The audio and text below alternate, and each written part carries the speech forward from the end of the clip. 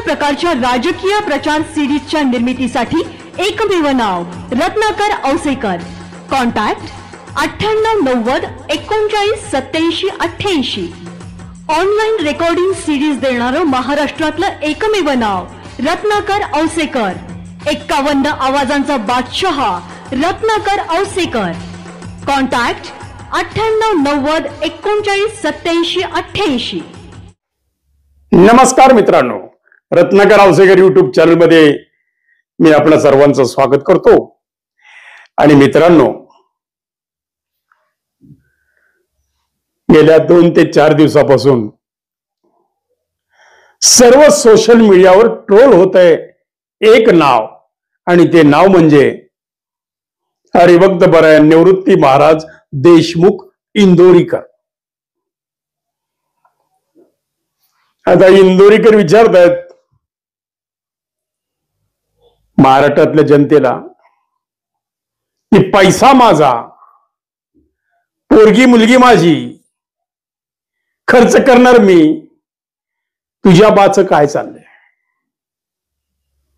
बरोबर आहे मित्रांनो, मुलगी सगळ्यालाच आहे, प्रत्येकाला मुलगी असते. आणि एक मुलीचा बाप त्याच्या आयुष्यात स्वप्न असतं की माझ्या मुलीचं लग्न हे मी थाटात करणार. शेवटी इंदोरीकर हे महाराज जरी असे तर सांसारिक आहेत. त्यांना सुद्धा का वाटू नये की माझ्या मुलीचा सुद्धा विवाह सोहळा एवढ्या थाटात व्हावा, आकर्षक रोषणाई व्हावी, दिमागदार सोहळा व्हावा, चांगलं जेवण मिळावं, लोकांना अन्नदान घडावं, का वाटू नये? बरं, इंदोरीकरांचं चुकलं काय? ज्या माणसानं दिवसाचे 8-8, 10-10 तास ओरडू 2-2 आपले हजारो रुपये गाठीशी ठेवून आपल्या मुलीचं जर साठी खर्च करत असेल तर सामान्य माणसाचं जातंय काय?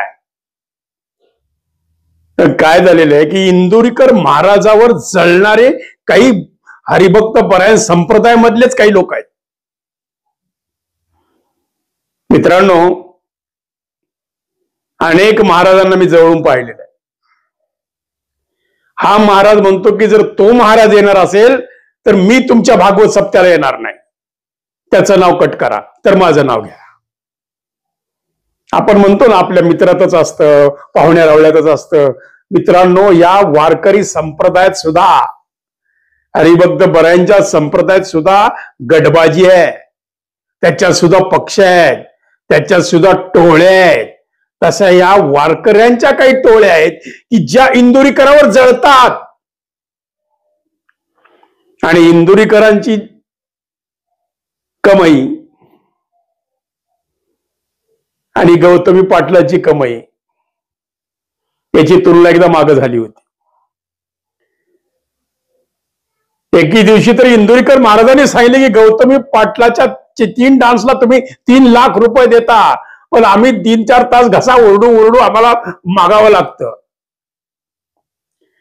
एक लक्षात ठेवा, आमच्या काही मित्रांनी इंदोरीकरांना तमाशा म्हणलेला आहे, इंदोरीकरांना स्टँडअप कॉमेडियन म्हणलेलं आहे. पण आज ती काळाची गरज आहे. मित्रांनो, आज मी 100% इंदोरीकर महाराजांच्या बाजूने उभा राहणार. काय ट्रोल करायचे करा, कारण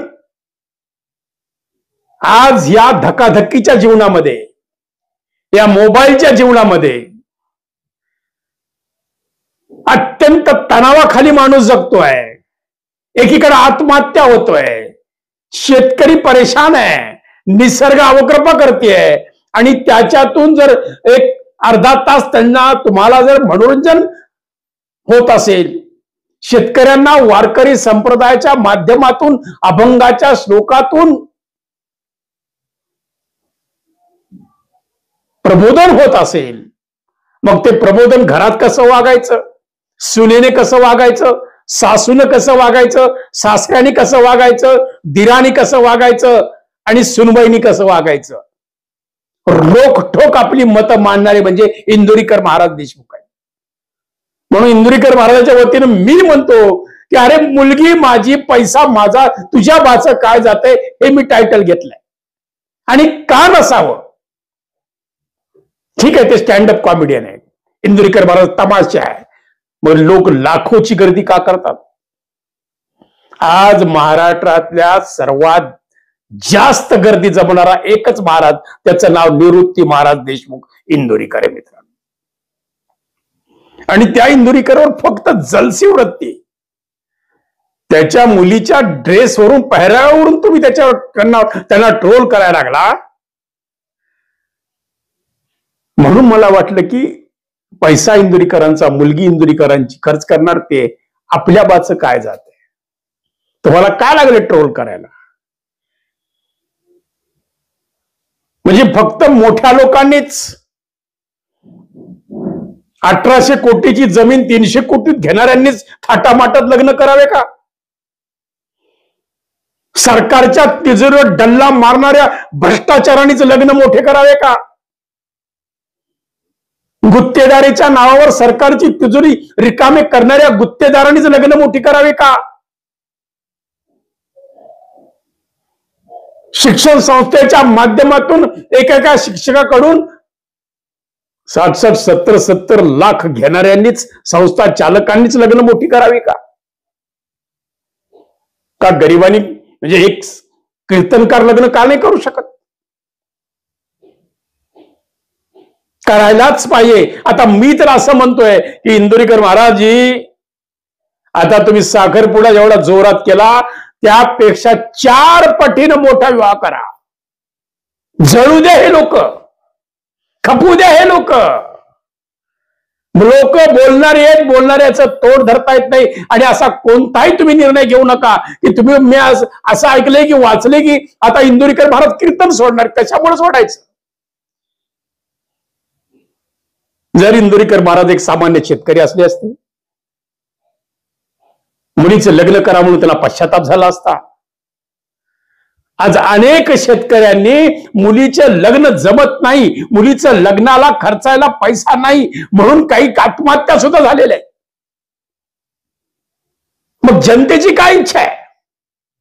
फक्त इंदुरीकरांनी थाटात कार्य केलं, त्याच्यावर एवढा भडीमार टीकेचा व्हावा आणि वारकरी संप्रदायातून व्हावा,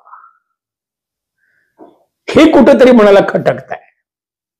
उलट या वारकरी संप्रदायानं इंदुरीकर महाराजांच्या पाठीची खंबीर उभा राहायला पाहिजे आणि एक आदर्श दाखवून दिला पाहिजे की एक कीर्तनकार सुद्धा, भागवत संप्रदाय चा गादी चालवणारा, कीर्तन करून लोकांना मनोरंजनातून प्रबोधन करणारे इंदुरीकर महाराज यांनी काय थाटात लग्न केलं म्हणून अख्खा संप्रदाय त्यांच्या पाठीची खंबीरपणे उभा राहायला पाहिजे आणि ट्रोल करणाऱ्यांना त्यांची जागा दाखवली पाहिजे. मित्रांनो, मोठी लग्न करावे का करू नये. आता कित्येकाने सांगितले की त्यांनी हा पैसा जर पूरग्रस्तांना दिला असता, जे काही साखरपुड्याला शेवटी किती 2 लाख 5 लाख 10 लाख याच्या पलीकडे काय खर्च होणार.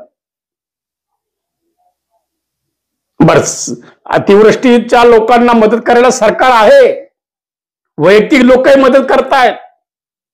इंदुरीकर सुद्धा शिक्षण संस्थेच्या माध्यमातून अनेक मुलांना मोफत शिकवतायत. जाऊन बघा त्यांचं कार्य. म्हणून ट्रोल करणारे जरा डोळे उघडावे आणि इंदुरीकर महाराजावर होत असलेली टीका ही त्वरित थांबवावी. कारण पुन्हा मी तेच बोलतो, पैसा इंदुरीकरांचा, मुलगी इंदुरीकरांची, तुमच्या आमच्या बाचं काय जात आहे. बरोबर आहे. तुम्ही कोण त्यांना विचारणार की तू काय खर्च केला, कशामुळे केला. प्रत्येक बापाची इच्छा असते की मुलीचं लग्न हे चांगलंच झालं पाहिजे. मग अशी इच्छा इंदुरीकरांनी का बाळगू नये. आम्ही तर म्हणतो अजून थाटात लग्न करावं आणि दाखवून द्यावं की या भ्रष्टाचारांनो मेहनतीनं कष्टानं दिवसाचे 10-10 तास ओरडू ओरडू कीर्तन करू करू लोकात प्रबोधन करू करू जर मुलीचं लग्न मी थाटात करत असेल तर यात गैर काय. हा दुसरा विषयच नाही मीडियाला. म्हणजे इंदुरीकरांना, ठीक आहे, इंदुरीकरांनी कुठं बोलले असतील, की मुलगा रिक्षा चालवतो किंवा बेकार किंवा सुशिक्षित बेकार आणि त्याला 40,000चा बँड, त्यांची बोलण्याची स्टाईल आहे, त्यांची ती भाषा आहे, त्याच्यातून मनोरंजन आणि प्रबोधन होतं मित्रांनो. आणि एक माझं असं मत आहे की अनेकांची शुगर लेवलला लावायचं काम, हसणे, मन प्रफुल्लित ठेवणे आणि त्याच्यातून अध्यात्मक शिकणे आणि प्रबोधन घेणे, हे फार मोठं काम इंदुरीकर करत आहे. आज ज्येष्ठ नागरिकांना, म्हणजे 50-60च्या पुढचे जे काही लोक आहेत, रिटायरमेंट झालेली लोक आहेत 60च्या पुढे, त्यांच्याकडे मोबाईलमध्ये आता एकच साधन आहे, ते म्हणजे इंदुरीकरांची कीर्तन ऐकणे. स्वतःच्याच मनाला हसायला सुरुवात करतो. त्यांच्या प्रत्येक कीर्तनात तुम्ही पहा मित्रांनो, की तुम्हाला समाजाचा आरसा दिसेल, आरसा. बरं, इंदुरीकर महाराज कोणत्या पक्षाचे नाहीत, कोणत्या जातीचे नाहीत, कोणत्या धर्माचे नाहीत, कोणत्या वैयक्तिक कोणा टीका करत नाहीत. इंदुरीकर महाराजांची तारीख घ्यायला आज सुद्धा 1-1 वर्ष वेटिंग करावं लागतं, एवढी बुकिंग आहे इंदुरीकरांकडे. 1-1, 2-2 वर्षाच्या तारखा ते बुक तुमच्या समोर ठेवतात. बघा तारीख कोणती शिल्लक असेल तर तुम्ही घ्या, जाऊन बघा एकदा. म्हणून ट्रोल करणाऱ्यांनी थोडस भानावर यावं आणि उलट इंदुरीकरांनी यापेक्षा जोरात लग्न करावं, अशा महाराष्ट्रातल्या तमाम संप्रदायांनी त्यांच्या पाठीशी खंबीरपणे उभं राहावं आणि त्यांच्या मुलीला आशीर्वाद द्यावे, पण ट्रोल करू नये मित्रांनो. मी पुन्हा तेच बोलतोय की भ्रष्टाचारांनीच काय गुत्त घेतलंय का? शासनाच्या तिजोरीवर डल्ला मारणाऱ्यांनीच काय लग्न मोठं करायचं गुत्त घेतलंय का? काय चुकलं इंदुरीकर महाराजांचं? थाटात साखरपुडा झाला, दिमागदार सोहळा झाला, अनेक नामवंत आले. त्यांनी नामवंत आले म्हणून काही त्यांचा कोणाचा सत्कार नाही केला की बाबा तुला पुष्पगुच्छ, त्यांनी सगळ्या ठरवलंय की मी सत्कार कोणाचा आहे करणार, सगळे माझे, सगळे इंदुरीकरांचेच आहे. त्यांच्या त्या साखरपुड्याच्या कार्याला मित्रांनो 18 पगड जातील, 12 बलुतेदार आणि सगळ्या पक्षाचे लोक होते, सर्व स्तरातली होती.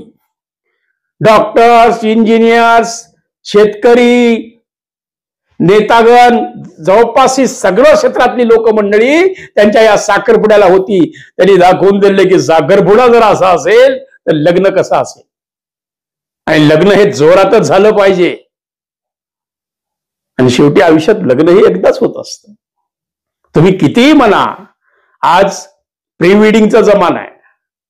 लग्नाच्या आधीच त्यांचे फोटो काढून ते मोठ्या मोठ्या स्क्रीनवर लग्नात झळकवले जातात, की लोकांना प्रश्न पडतो की आता हे नवरा नवरी आधी कधी भेटले. एवढं प्री वेडिंगचं फॅड आता वाढलेलं आहे. कमीत कमी आमच्या काही व्हिडिओ वगैरे मित्रांनी सांगितले की एका लग्नाचं व्हिडिओचं बिल 4 लाख 5 लाख लाखोच्या पुढेच गेलेले आहेत.